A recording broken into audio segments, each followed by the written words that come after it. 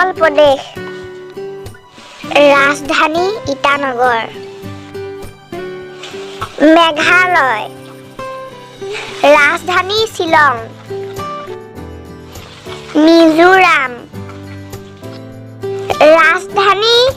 Aizawl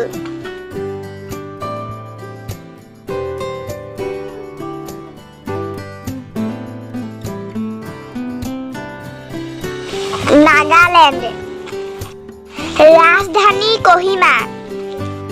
Manipur Rajdhani Imphal Tripura